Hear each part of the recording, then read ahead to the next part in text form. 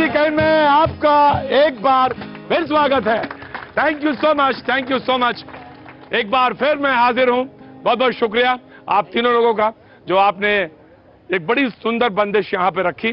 मुझे मालूम है कि तमाम सारे लोगों के बीच में गाना, और आप तो सुंदर सुरीले आदमी हैं, तो जो भी समा बांधते हैं बहुत बेहतरीन होता। बहुत बहुत शुक्रिया, बहुत बहुत शुक्रिया आप तीनों लोगों का। जो लोग यहाँ पे मौजूद हैं उनका मैं शुक्रगुजार हूं।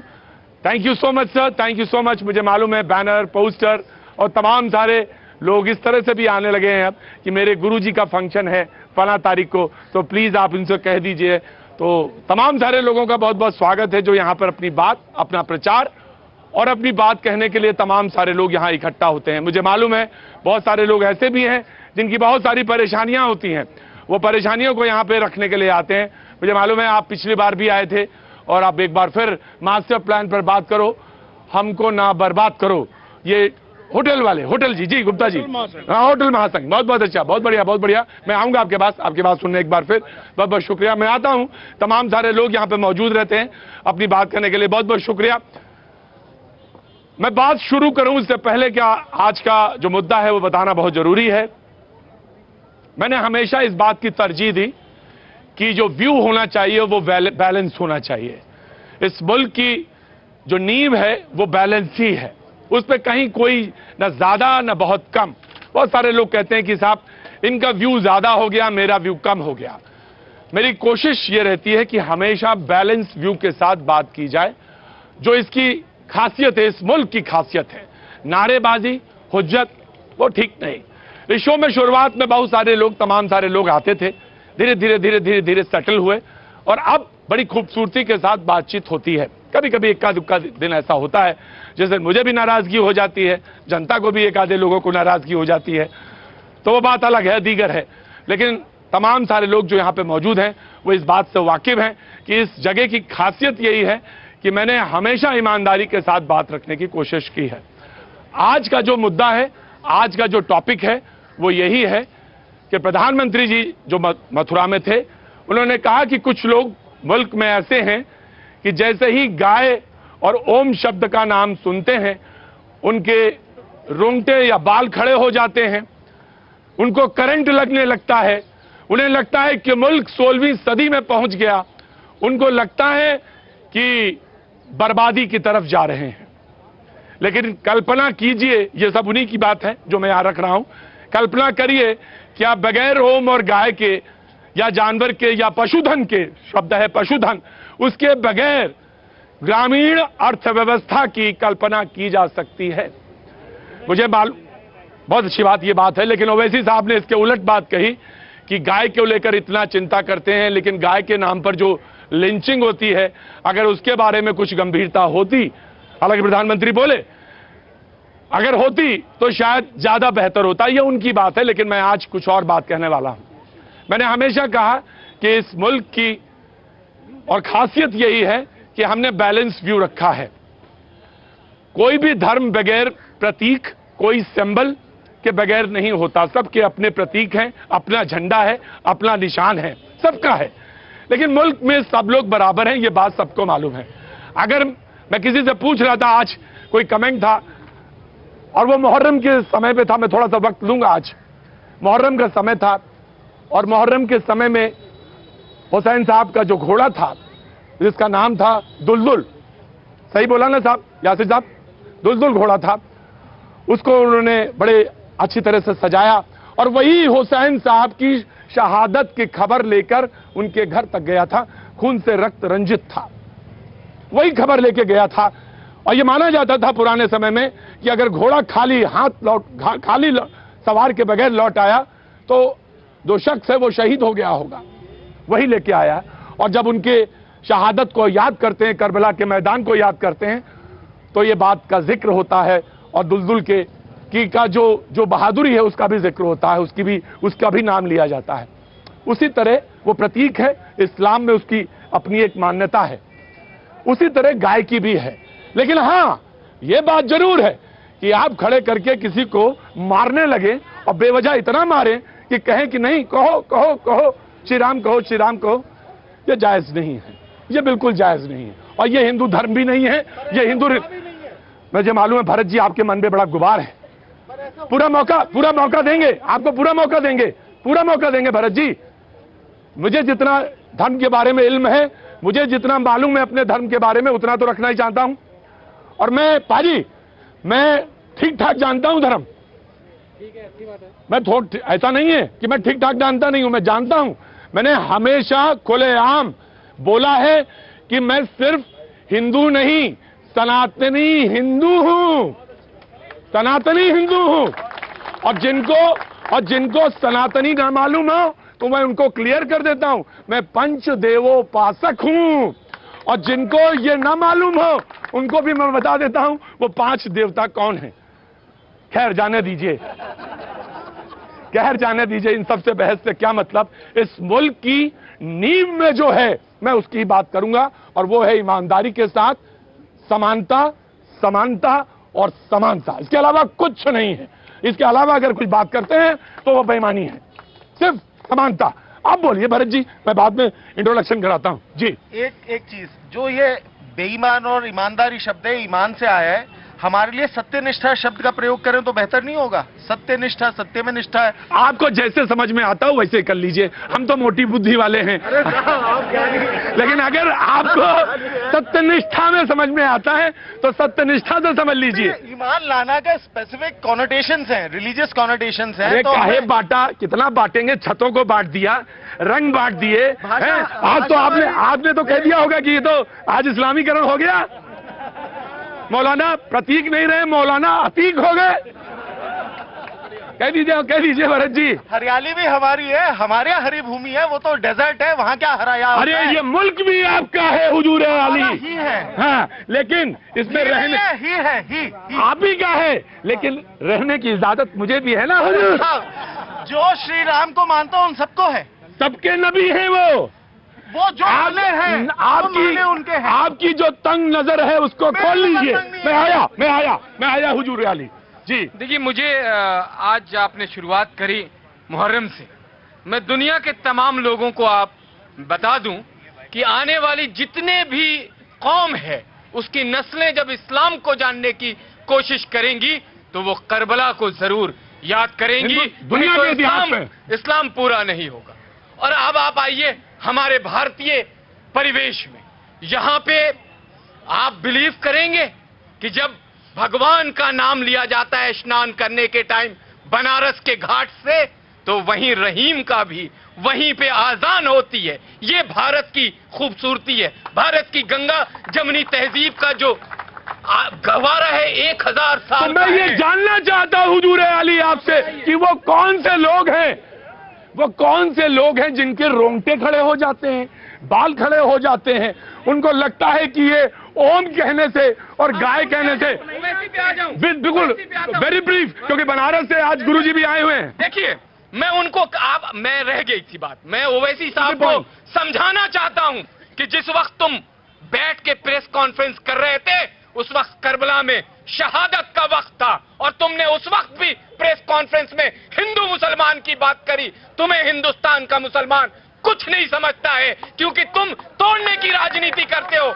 जोड़ने की राजनीति अगर करते तब तुम्हें सुना जाता। वो देखिए, कल का प्रेस कॉन्फ्रेंस है, और कल कैसा दिन था, यौम आशूरा था। कल तो चाहिए था उन्हें कि जो हमारी तहजीब है, संस्कृति है, सांझी विरासत है, उस पर चर्चा करते, ना कि ये कहते। और गाय हर भारतीय के अंग में बसी हुई है। गाय का महत्व इतना ज्यादा है कि गौ माता कहा जाता है। गाय के दूध, गाय के घी, गाय के मक्खन में शिफा है, उससे बीमारियां दूर होती हैं। जनाबे अली, मैंने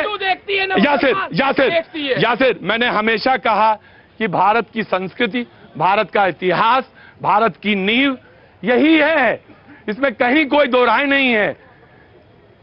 1.25 लाख से 1 लाऊं तो गोविंद सिंह, इतने धीरे बोला जाता है जी। ये बात हुई पाजी, तुम तो मुस्कुरा देते हो बस जी। Now I am coming to you. हाँ जी सर, जितना मैं जानता हूँ ओवैसी साहब को पता नहीं क्यों कोट किया जा रहा है, वो कोई बहुत ज्यादा इंपॉर्टेंस, मोदी जी कहाँ और कहाँ ओवैसी साहब। देखिए, कोई सा भी हिंदुस्तान का, कोई भी धर्म का हो, कोई भी जाति का हो, मना नहीं कर सकता या सम्मान ना करता हो तो मुझे बताओ कौन माता नहीं मानता। पहली चीज, मैं मोदी जी की बात को कहना चाहूंगा, जो उन्होंने कहा कान खड़े हो जाते हैं। कान हम लोगों के तब खड़े हो जाते हैं जब ओम शब्द, जो कि शांति का प्रतीक है, जो भगवान से कनेक्ट करता है हमें, उसे वो इंसान लेता है जो आतंक मचा रहा होता है। जब गौशाला में गौ माता के नाम पर, जो कि हमारी माता है, उनके नाम पर करप्शन किया जाता है, उनके गौशाला को लगाने के लिए करोड़ों रुपया जब अंदर किया जाता है, मीडिया के माध्यम से, सोशल मीडिया माध्यम से कितनी खबरें हम लोगों पे आती हैं, क्या हमें नहीं फर्क पड़ता उस चीज से कि वो कौन चला रहे हैं, कौन करप्शन कर रहा है माता के नाम पर, कौन हमें बहका रहा है?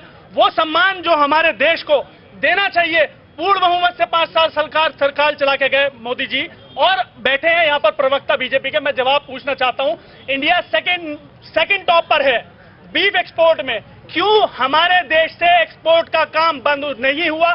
बीफ की मीट की सप्लाई क्यों बंद नहीं हुई? वो काम क्यों बंद नहीं होता? माता है, सोशल मीडिया पर आपने कितनी वीडियोस देखी होंगी गौशाला ना। अब हम तथ्यों पे बात करेंगे। हाँ जी, जो गौवंश है उसमें केवल पंचगव्य, गोबर, गौमूत्र सबसे प्रमुख है।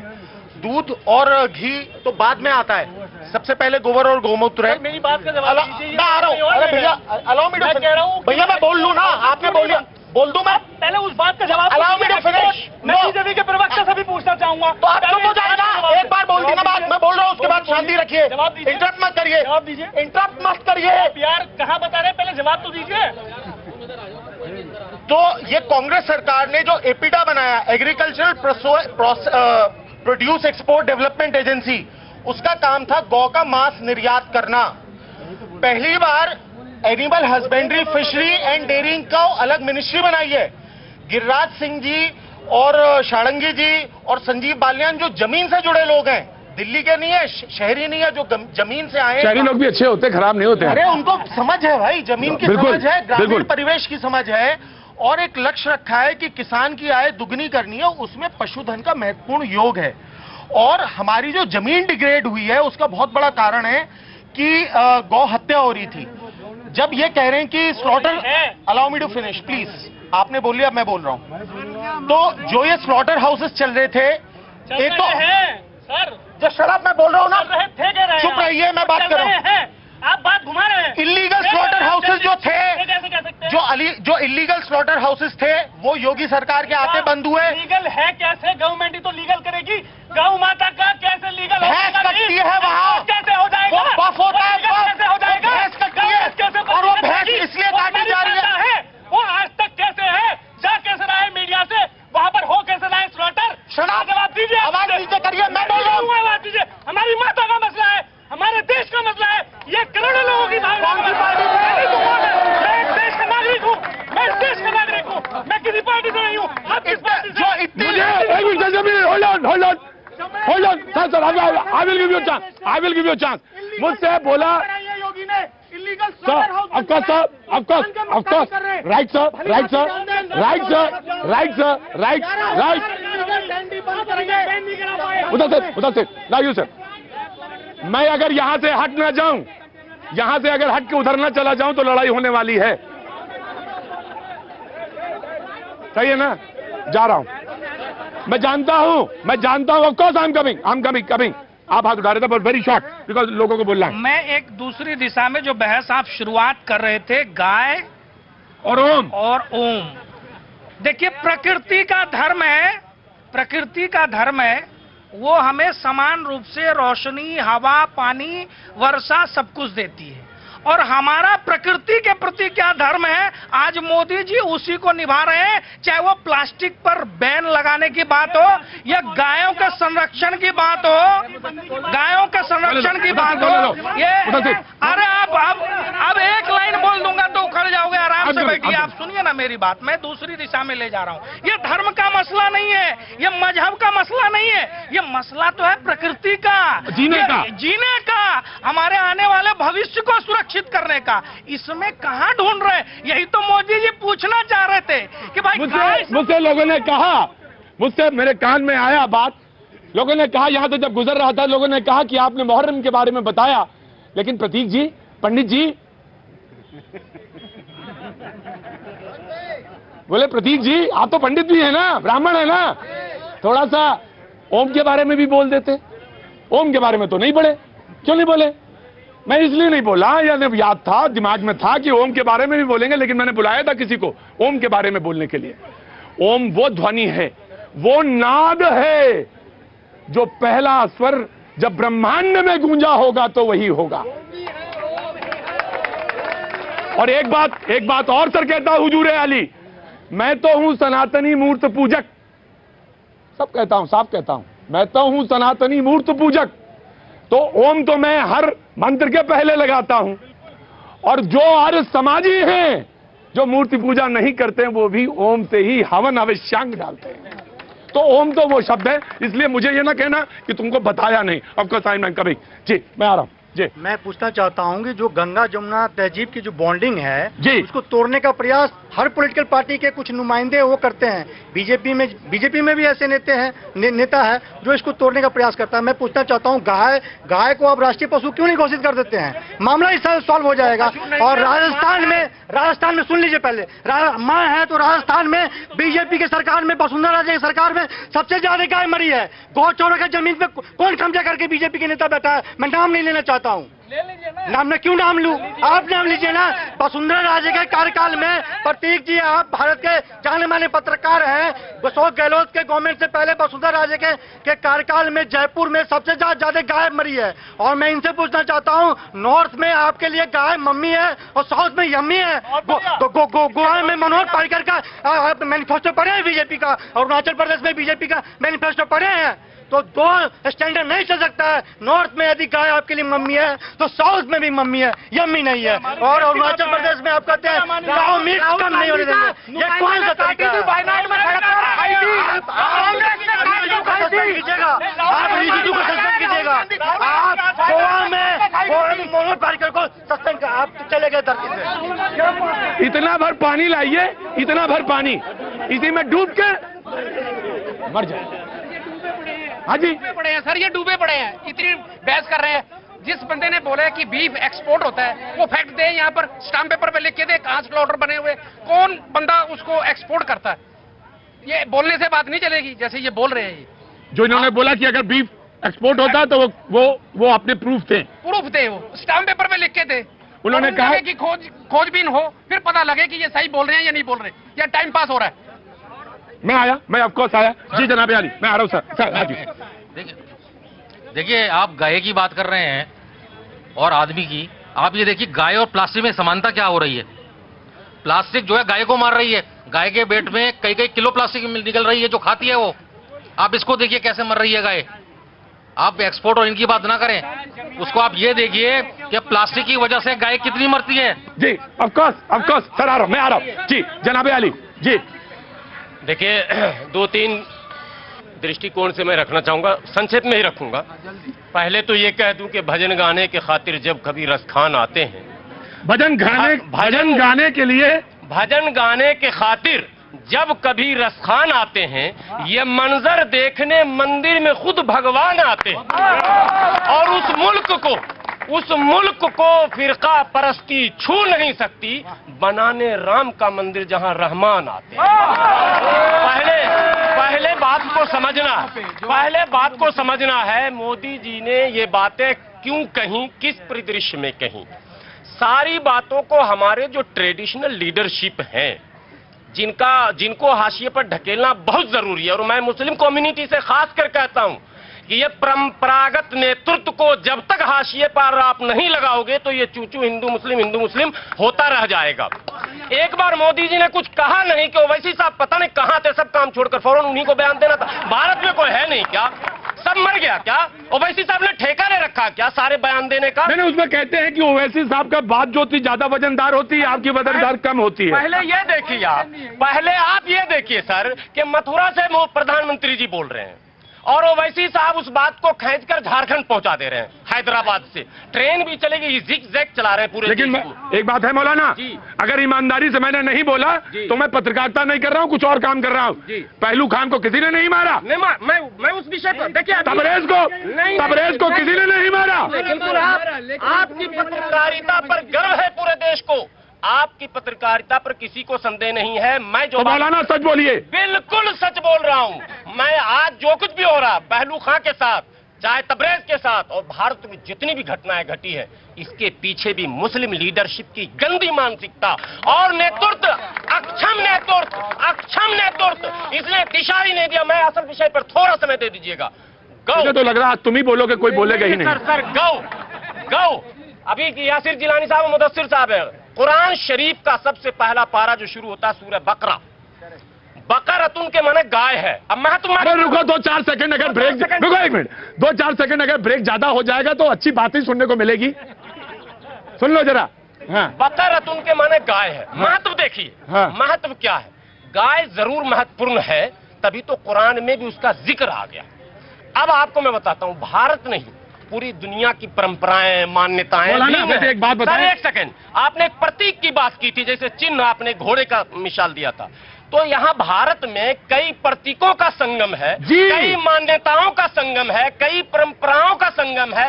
खान पान में भिन्नता है, पोशाक में भिन्नता है, मकान बनाने में भिन्नता है, सारी चीजों में। साउथ का मकान कुछ और है, नॉर्थ का मकान कुछ और है, ईंट गाड़े में भी यहाँ भिन्नता। मैं घूम के आया हूँ 8 प्रदेशों को, पैदल चल के घूमा हूं मैं भी। मैं आज बताना चाहता हूँ समानता क्या है। मैं समानता यही तो बता रहा हूं, यही तो। ये तमाम भिन्नताओं को जो समेट कर ले आए, उसी को तो भारतीय संस्कृति कहते हैं। आप जिस संविधान के आइडियल लेकर चल रहे हैं, आप कहते हैं अदालत पर आप आरोप लगाते हैं। अभी जो तबरेज की बात भी आ रही है मार्केट में कि अदालत नहीं, भारतीय अदालत का जो एक चिन्ह है, जो वो मूर्ति जो आंख में पट्टी बांधकर खड़ी है, जो मैंने एकदम बता रहे कि भाई दूध का दूध और पानी का पानी कर दूंगा।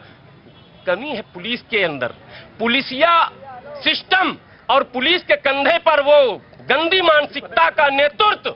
ये अदालत तक गलत खबर पहुंचा देती है, गलत कागज पहुंचा देती है, निर्णय गलत हो जाता है। अदालतों को कटघरे में हम नहीं ला सकते, संविधान को कटघरे में नहीं ला सकते। मुझे मालूम था कि कोई ना कोई तो जवाब देने वाला खड़ा होगा।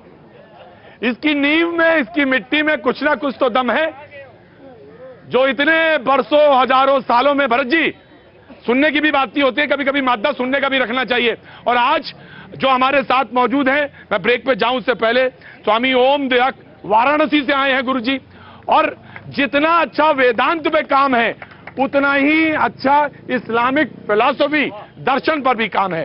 और जानेंगे कि आखिर किनके कान खड़े होते हैं ये ओम और गाय को कहने से। वक्त है थोड़ा। अक्सर यहां पे बहसें हुई हैं, किसी और मुद्दे पे शुरू हुई हैं और हिंदू मुसलमान पे आकर अटक गई हैं, और वो छत से उतरी नहीं है तब तक जब तक तमाम कोशिश। हमारे यहाँ एक उत्तर प्रदेश में और बिहार के लोग जानते हैं कि लंगड़ लगाते हैं कि जब तक वो अटक गई तो उसको निकालने के लिए लंगर लगाए रहते हैं कि भाई अटक जाए। और ये कोशिश वही है पाजी, बस ये लंगर से थोड़ा किसी तरह से ये हलक जाए, यानी ढलक जाए, यानी गिर जाए, यानी आपके हमारे दिल जो है किसी तरह वैसे ही हैं जैसे रहते हैं, वैसे ही रहते हो जाए। यही एक सवाल है, यही एक मसला है। देखिए जनाब, जब तक हम एक दूसरे के प्रतीक, एक दूसरे के सिंबल्स नहीं आस्था के साथ देखेंगे, तब तक मसले हल होने वाले नहीं हैं। हम बैरी समझने लगेंगे तो बहुत मुश्किल हो जाएगा। लेकिन अगर हम ये सोचेंगे कि नहीं ठीक है, ये हमारे बगल के पड़ोसी का घर है, और हम भी इस तरह से देखेंगे नहीं भाई ये भाईजान है हमारे, तब तक ये मसले हल होने वाले नहीं हैं। हमको तो सोचना पड़ेगा। एक दूसरे के प्रेम और मोहब्बत तभी होगी जब हम इस तरफ आगे बढ़ेंगे। मुझे मालूम है कि जो आज हमारे साथ मेहमान थे उनको मैंने इंट्रोड्यूस नहीं कराया, और उसका कारण यह था कि बहस को मैं ऐसे ही चलने देना चाहता था। लेकिन जो हमारे साथ मेहमान मौजूद हैं, मैं उनका एक बार तारुफ कराता हूं। यासिर जिलानी साहब हमारे साथ मौजूद है, स्पोक पर्सन है राष्ट्रीय मुस्लिम मंच से, बहुत बहुत शुक्रिया। हमारे साथ ऋषि मिश्रा जी मौजूद हैं, पत्रकार हैं, बहुत बहुत शुक्रिया ऋषि जी, आज आए हैं पहली बार। जयराम विप्लव जी हमारे साथ मौजूद हैं, बीजेपी का पक्ष रखने के लिए, बहुत बहुत शुक्रिया जयराम जी। हमारे साथ मुदस्सिर जमा खान साहब मौजूद हैं, प्रेसिडेंट हैं वॉइस ऑफ मुस्लिम ऑर्गेनाइजेशन, बहुत बहुत शुक्रिया, बहुत बहुत शुक्रिया। प्रेम कुमार जी पॉलिटिकल एनालिस्ट हैं, हमारे साथ मौजूद है, पसीने से लथपथ हैं, नंबर नहीं आया अभी, अब बोलेंगे, बहुत बहुत शुक्रिया। भरत शर्मा जी पॉलिटिकल एनालिस्ट हैं, हमारे साथ मौजूद हैं, बहुत तेज तर्रार आदमी है भाई, बहुत बहुत शुक्रिया, बहुत बहुत शुक्रिया। गाय के भूमि बताना चाहूंगा, गौचर भूमि नष्ट की गई नेहरू, आप बिल्कुल गाय पे जब भरत जी आप बिल्कुल बोलिएगा गाय के बारे में। और मैं भी उसमें जानकारी बढ़ाऊंगा अपनी। और गाय तो पूजनीय है, माँ है मेरी, तो माँ पे बात करने में क्या दिक्कत है? कारण है जी बिल्कुल बिल्कुल बिल्कुल। स्वामी ओम दियक वाराणसी से आए और मैं चाहूंगा कि जितना अच्छा इनका इस्लामिक दर्शन पे काम है उतना ही अच्छा इनका वेदांत पे काम है, दोनों पे काम है। आज हमारे बीच में वाराणसी से मौजूद हैं, बहुत बहुत शुक्रिया। आरसी जैन साहब समाज सेवी हमारे साथ मौजूद हैं और हमारे साथ जो आज के कह सकते हैं कि हीरो हैं, खड़े होइए, हाफिज गुलाम सरवर साहब मौजूद हैं। क्या बात है, आप जैसे लोग ही तो नींव हैं। बातचीत का सिलसिला शुरू करूं इससे पहले मैंने मालूम है कि मैं अक्सर पूछता हूं लोगों से कि जो दूर दूर से आए हैं उनकी कोई हालचाल, उनकी कोई बात, उनकी कोई परेशानी जरूर है। कहां से हैं आप साहब, कहां से हैं? मैं जबलपुर से हूँ। जबलपुर से, मध्य प्रदेश। हाँ, जबलपुर देखा, भेड़ाघाट, क्या बात है, किसी ने नहीं देखा जी। बैलेंसिंग रॉक भी देखने आइए। अच्छा, हाँ, जो अभी तक एक पत्थर के ऊपर दूसरा पत्थर रखा हुआ है और अभी तक के भूकंप में वो हिला तक नहीं है। सर मैं बताऊं आपसे हुजूर अली, मैं यही काम करता हूं, एक पत्थर के ऊपर दूसरा पत्थर बैठा रहा हूं किसी तरह से, और ये अगर पत्थर बैठ गया ना तो ये मेरा भी बहुत अजूबा ही होगा। और अगर ये बैठ, हुजूर अली एक बात और बताएं, बैठाने का भी काम किया नहीं ढंग से किसी ने, और अगर ये बैठ गया पत्थर के ऊपर पाजी, तो फिर देखना यार देश क्या है, चमन है चमन, बस बैठा दूंगा पाजी। ये पत्थर पे पत्थर बैठ जाए ना तो ये जो रोज शाम को मैं आता हूँ ना, टिक टिक टिक टिक बजाता हूँ, ये बंद हो जाएगा, और ये बंद हो जाएगा, मैं भी खुश, मेरे बच्चे खुश, बहुत परेशान रहते हैं कि दिन भर घुमा करते हैं सब। अच्छा जी हुजूर, नहीं आप लोग आते रहिएगा, मिलते रहिएगा, थैंक यू सो मच। बातचीत का सिलसिले में क्या हुआ, छूट जो गया आज मुझे अफसोस है। एक तो होटल महासंघ वाले लोग आए थे, एक आप आई हैं गाजियाबाद से, टीचर हैं, और कोई अपनी बात कहना चाहता हो तो जरूर हाथ उठा दे, मैं उसकी बात जरूर सुन लूंगा। मैं हाँ जी, वाराणसी, अरे वाराणसी तो बगल में, छलांग लगाऊं वाराणसी पहुंच जाता हूँ। रुको जी जी।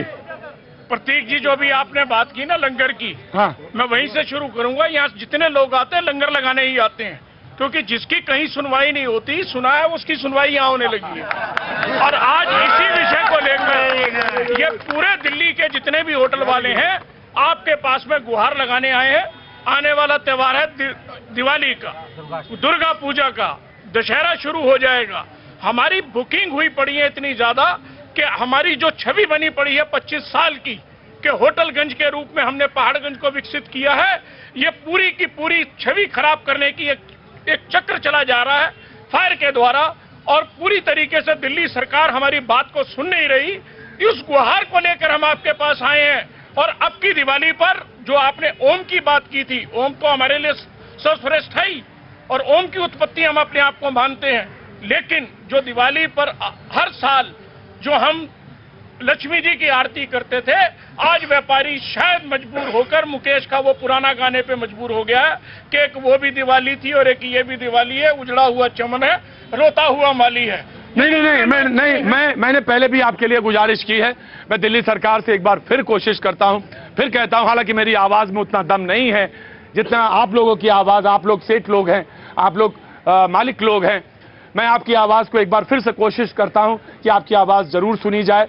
बैठ के मिल के बात करने पे वही जबलपुर वाले भैया, पत्थर पे पत्थर बैठाने से बात बन जाती है, तो पत्थर पे पत्थर बैठाला जाए, बैलेंस बनाया जाए, कुछ आप की जो चीज जायज है उनको मान लिया जाए। जब आज अर्थव्यवस्था पर इतना भार है तो ऐसे में काहे के होटल वालों पे लात मार रहा है कोई? जरूर जरूर जरूर।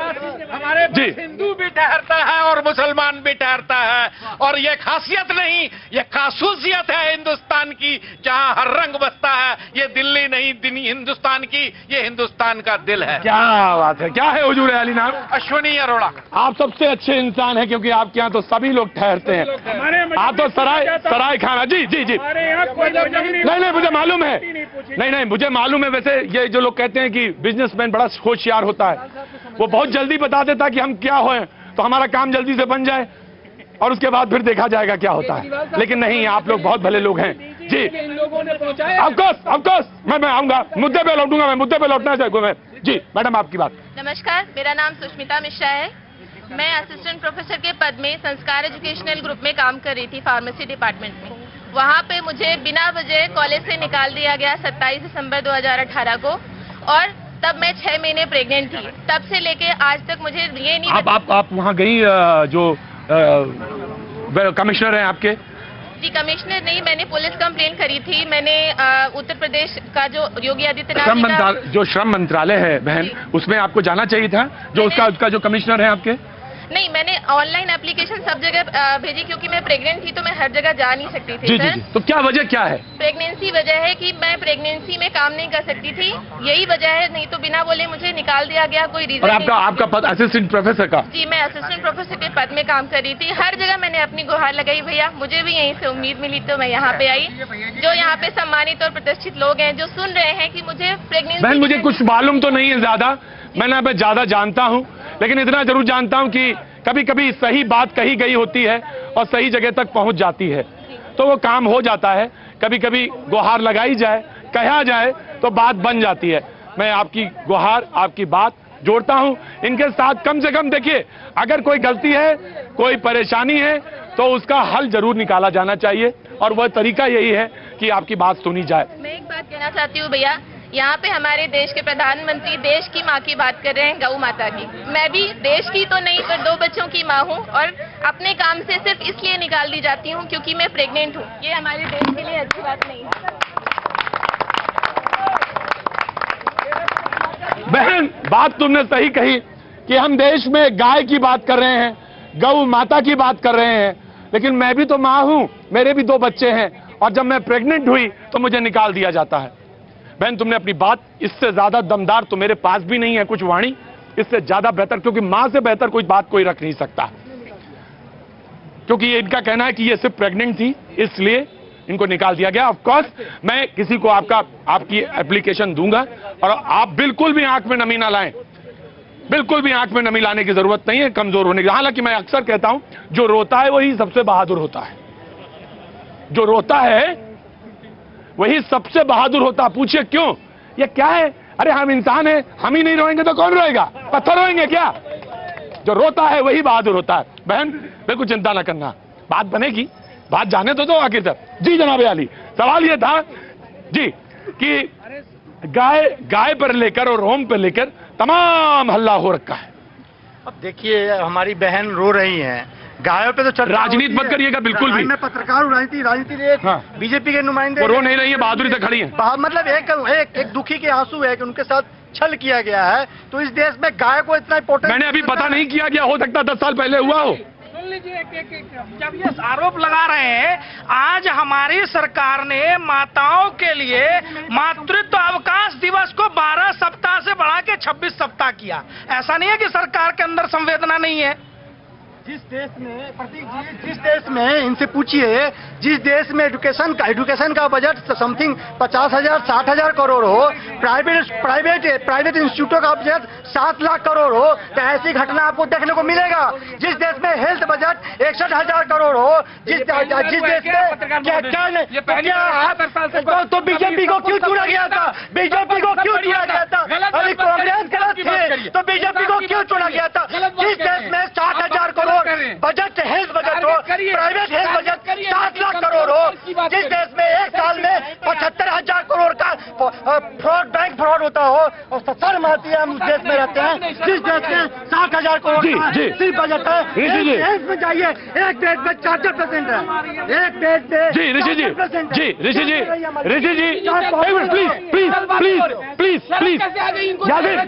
Please Ghulam Rishi ji, please जनता ऋषि जी, कांग्रेस भी जिम्मेवार है, 12 साल बीजेपी ऋषि जी।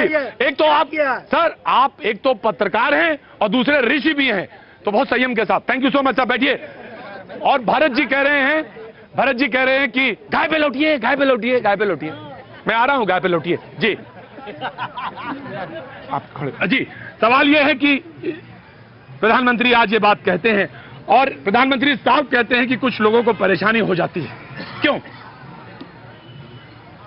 मैं पहले तो प्रतीक जी आपके इस पूरे कार्यक्रम और इस मंच को मैं बधाई देता हूं और विशेष करके आपके साहस को कि इस तरह से खुले हुए बिल्कुल सड़क के किनारे इस तरह से और इस तरह की इतने जो आप इस देश में अफसोसनाक एक विवादास्पद मुद्दा जो बन चुके हैं उनको यूं उठाना और इतने प्यार से उसको। गुरुजी, ये इस बात का उदाहरण भी है, इस बात का उदाहरण है कि ये जनता जो है बिल्कुल बैलेंस है, इसमें कहीं कोई मनमुटाव है ही नहीं। मैं वही कह रहा हूँ कि आपका ये जो मंच है ये कहीं ना कहीं भारत के उस स्वरूप को दर्शा रहा है, पूरी दुनिया को दिखा रहा है, जहाँ पे कई चैनल सिर्फ ये दिखाने में लगे हैं कि भारत में आपसी वैमनस्यता फैली हुई है, एक दूसरे का खून किया जा रहा है। यहाँ हम देख रहे हैं कि गौ के लिए लड़ने वाला भी हिंदू है और उसको लेकर के वो जो एक कट्टरपंथ चल रहा है उसके विरुद्ध बोलने वाला भी हिंदू है। और आपको मैंने देखा, मुझे आपको सुनते हुए इकबाल याद आ रहे थे, दयार इश्क में अपना मकाम पैदा कर, क्या बात है, आसमान पैदा कर। तो प्रतीक जी, आप एक जमीन और नया आसमान इंडिया में पैदा कर रहे हैं, आप शुक्रिया, बहुत बहुत शुक्रिया सर। दूसरी बात आपने मुझसे कहा ओम के संदर्भ में, चूंकि थोड़ा विषयांतर हो रहा है लेकिन ऐसा हो जाता है। ओम को मैं यहां से शुरू करना चाहूंगा कि 5000 साल पहले, ऐतिहासिक रूप से 5000 साल पहले भगवान कृष्ण अर्जुन को उपदेश देते हुए कहते हैं कि अक्षरों में मैं प्रणव हूं, ओम हूं। ओम को प्रारंभिक नाद कहा गया है, संपूर्ण विश्व की उत्पत्ति ओम से हुई है। परमात्मा तक पहुंचने का अगर कोई माध्यम है तो स्वर है, नाद है, और ओंकार उसका सबसे बड़ा प्रतीक है। कृष्ण के बाद 2000 साल बीतने पे लगभग 3000 साल पहले इब्राहिमी धर्म दुनिया में आता है और वहां पर कहा जाता है कि ईश्वर शब्द है, क्या बात स्वर है, नाद है। मोहम्मद साहब तक आते आते नाद और स्वर की बात इतनी स्पष्ट तो नहीं रहती, लेकिन हम सब यहाँ जानते हैं, मौलाना साहब भी बैठे हैं, कि भगवान ने या अल्लाह ने या खुदा ने अपना जब पैगाम भेजा तो स्वरों के आधार पर भेजा। मोहम्मद साहब के पास नाद के रूप में, इल्हाम जिसे कहते हैं, स्वरों में ही पहुंचा है। नाद की, शब्द की बहुत बड़ी शक्ति है। भारत जो है वो भारती से उत्पन्न होता है, ये भी शब्द है, नाद है। वेद जो है वो भी शब्द है, नाद है।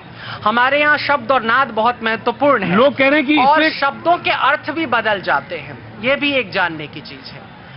हमारे यहाँ गो शब्द जब इस्तेमाल होता है तो वो केवल गाय के लिए इस्तेमाल नहीं होता, वो वेद के लिए भी होता है और प्राणों के लिए भी होता है, दोनों चीजों के लिए होता है। ये बात और है कि भारत में गौ जो है, गाय जो है, वो हमारे लिए वैदिक काल से लेकर के, ऋग्वेद से लेकर के आज तक वो सबसे पवित्र और सबसे प्रतिष्ठित, हम उसे पशु भी कहना ठीक नहीं है क्योंकि हम उसमें मानते हैं कि सभी देवताओं का, 33 करोड़ देवताओं का वास जो है वो गौ के अंदर है और ये हमारी आस्था है। हो सकता है किसी, तो टकराहट कहाँ पे है? मैं वही बता रहा हूँ, टकराहट इतिहास के किसी किनारे में है ना। क्या टकराहट ऐसे तो होती नहीं है। टकराहट जो है वो इको है, कहीं ना कहीं से कुछ टूट करके आ रहा है।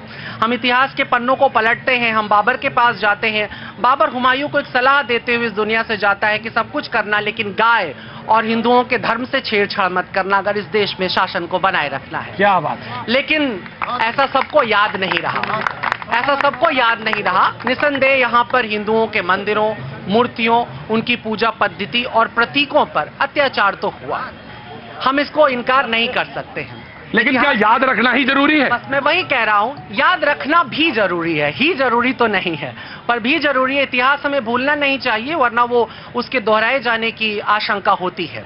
तो कहने का अर्थ यह है कि एक लंबे समय तक गाय को लेकर के छोटा संघर्ष था। ब्रेक पे जाना है, बार बार कह रहे, तो मैं एकदम एंड पे आना चाहता हूं कि जो प्रधानमंत्री ने बात कही, बस मैं उसी के आखिरी बात दो कह रहा हूं कि भारत में जब अंग्रेजों का शासन आता है और अंग्रेजों की एक विशेष नीति थी जिसमें हिंदू और मुसलमानों को बांटना था, जिसमें गाय का भी इस्तेमाल किया गया, सुअर का भी इस्तेमाल किया गया और वो अब तक कहीं ना कहीं अलग अलग राजनीतिज्ञों द्वारा चल रहा है और इसमें वामपंथ की भी एक बड़ी भूमिका है। मैं ये भी कहना चाहता हूं कि जो वामपंथी तथाकथित बुद्धिजीवी हैं, जो अपने आप को अकेला बुद्धिजीवी मानते हैं इस देश के अंदर पिछले 70-80 सालों से, उनकी भी ये समस्या है कि वो प्रायः ऐसा भी बताने की कोशिश करते हैं कि गाय को लेकर के हिंदुओं का जो ये आग्रह है ये बड़ा दुराग्रह है। तो मैं इसे नहीं मानता। अगर प्रधानमंत्री जी ने कहा है तो बिल्कुल सही कहा है, ओंकार या गाय हमारी आस्था का प्रतीक है और हम इसके लिए बार बार उद्घोष करेंगे, जय घोष करेंगे। और यदि कुछ लोगों के बाल या कान खड़े होते हैं तो ये उनकी समस्या है, ना प्रधानमंत्री की है ना इस देश के बाकी हिंदुओं की। मुझे मालूम है कि ये बात सुनना जरूरी था, ये बात सुननी जरूरी थी, बहुत महत्वपूर्ण था। ब्रेक का टाइम काफी निकल चुका था, मुझे रोकना, मैं क्षमा भी मांगता हूं आज। लेकिन ये बात सच है कि इतिहास को जानना जरूरी है, इतिहास को पहचानना जरूरी है, लेकिन सिर्फ इतिहास पे खड़े रहना जरूरी नहीं है, आगे सबक लेना बहुत जरूरी है। एक शख्स ने मुझे बुलाया कि मैं उड़ीसा से आया हूं, हुसैनी ब्राह्मण हूं और करबला के मैदान में हमारे पूर्वज गए थे यहां से। जी, मैं आपको भी प्रणाम करता हूं। क्या नाम है आप? सर, मेरा नाम है मनीष बाली, मैं हूं मोहाल ब्राह्मण। हम लोग को मुसलमान समाज ने ही हुसैनी ब्राह्मण का दर्जा दिया है क्योंकि हम उनके लिए लड़े थे करबला के मैदान। यस सर, पूछ लीजिएगा आप। बाली नहीं, मुझे मालूम है, थोड़ा बहुत पढ़ता मैं भी हूँ। संजय दत्त हमारे कास्ट के हैं, अभी पिक्चर बनाएंगे वो। जी, हुसैनी ब्राह्मण है आप? सर, मैं हुसैनी ब्राह्मण हूँ, मेरे से रहा नहीं गया और मैं मुसलमान हिंदू सब हम भाई भाई, मैं वही जानता हूँ सर। और हमको बहुत इज्जत मिलती है सर, कहीं भी बोलता हूँ ना मैं हुसैनी ब्राह्मण हूँ, मेरे को बहुत इज्जत मिलती है सर, बहुत इज्जत मिलती है। इस तार को समझने की जरूरत है। बस मुझे मालूम है आज आप बोले नहीं प्रेम जी, इस तार को समझने की जरूरत है जिस तरह मौलाना इशारा कर रहे थे और जिधर आप कर रहे थे। मुझे मेरे पास 5-6 सेकंड हैं। बिल्कुल बिल्कुल एकदम। जी जी, मैं एक बात ये भी कहना चाहूँगा, इस्लाम अभी उन्होंने हुसैनी ब्राह्मण का जिक्र किया, बस एक बात कहूँगा कि हिंदुस्तान जो है इसकी धर्म के रूप में जो गरिमा है ये सिर्फ यहीं तक नहीं सीमित रही, पूरे विश्व तक गई। और यही कारण है कि मोहम्मद साहब की एक हदीस है जिसमें वो कहते हैं कि जाओ हिंदुस्तान की तरफ जहां से दीन की खुशबू आती है। और दीन की खुशबू किसी बागीचे से ही आ सकती है। इसके मायने हैं कि पैगंबर साहब वहां से बैठे देख रहे थे कि हिंदुस्तान धर्म से लबरेज है, यहाँ पे तमाम संप्रदाय इकट्ठे हैं। तो मैं यही कहना चाहूँगा, आपकी इतनी सारी बहस में बस एक शेर मुझे याद आ रहा है कि न तेरा है न मेरा है, ये हिंदुस्तान सबका है, नहीं समझी गई ये बात तो नुकसान सबका है। सबका, क्या बात है। मुझे मालूम है कि उन्होंने इससे पहले चंग में थोड़ा ज्यादा समय ले लिया था, ब्रेक लेना पड़ेगा, लेकिन ब्रेक के बाद हमारे पास 5-6 मिनट और होंगे। मेरे निशान कहाँ है? मेरे निशान बाजी यही हैं, हमारे आसपास, आप में और हमारे बीच में है निशान, लेकिन ढूंढना नहीं चाहता कोई, देखना नहीं चाहता। जब देखने चलता है तो उसको उसमें गंध आती है। गंध ये आती है कि ये तो ये है, ये तो पंडित जी हैं, ये तो वो हैं, ये वो हैं। मुश्किल यहीं फंस जाती है मेरे भाई, वरना तो सारे निशान यहीं मौजूद हैं। जब बस सिर्फ देखना है। पाजी, thank you so much sir. कहाँ से हो भाई? मैं बिहार से हूँ सर। हाँ जी जी, ये बिहार में गोपालगंज डिस्ट्रिक्ट है। हाँ, देख रहे हैं वो जो मंदिर है, थावे मंदिर, एक डेबुआ गांव है, श्री बद्रीनाथ सिंह जी के, मतलब वो स्वर्गीय है, मतलब उनके घर में 83 साल से मुहर्रम मनाया जा रहा है। किनके?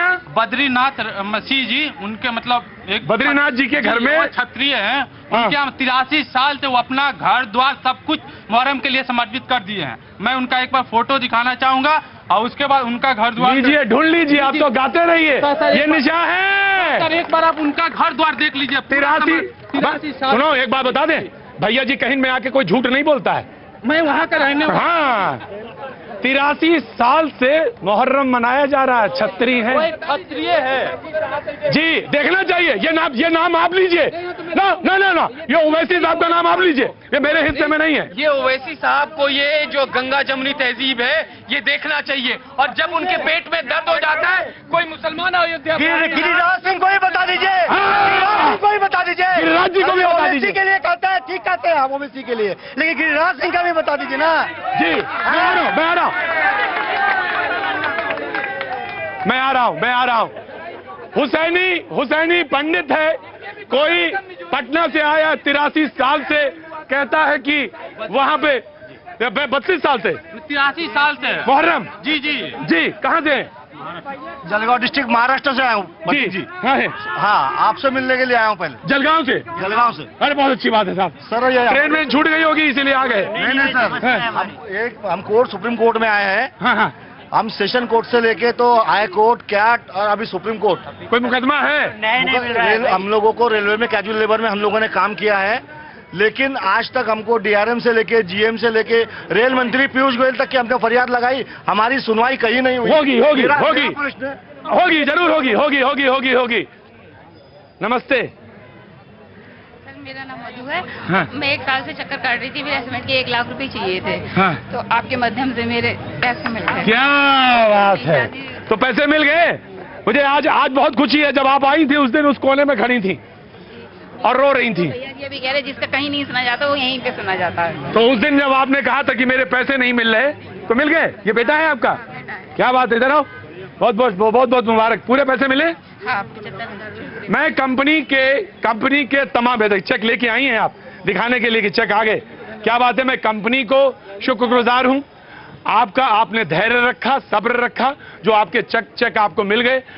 मुझे मालूम है उस दिन आप बहुत सुबह सुबह कर रहे आपके नाम से ही मेरा सारा नहीं नहीं, ये नाम जो है ना, ये ऊपरी वाला है, बस यही करता है, ये करते करते कोई नहीं है कुछ, ये वही करने वाला है। मैं मुद्दे पे लौटता हूँ। जी जनाब अली, क्या कर रहे थे आप?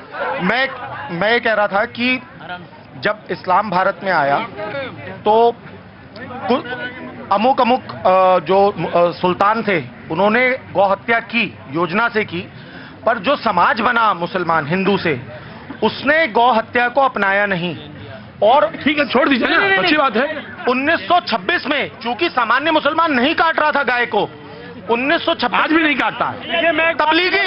तबलीगी जमात की स्थापना की गई, जो तबलीगी जमात की स्थापना की गई, जो पाप को गाय के मांस के साथ खिलवाती बना दिया वो। देखिए, ज्ञान के अभाव में इस तरह की बातें कही जाती हैं। भारत में चाहे मुस्लिम हो या जो भी हो, भारत की अपनी संस्कृति है, धर्म यहीं के लोग हैं, सब लोग कहीं के नहीं हैं, और कंप्लीटली यहीं के 99% मुस्लिम भारत के हैं, उनके पूर्वज यहीं के हैं, सब कन्वर्टेड हैं, उन्होंने धर्म स्वीकार किया, और भारत की यही तो महानता है, सबको गले लगाता है। तो हीरो हो गए गुरुजी।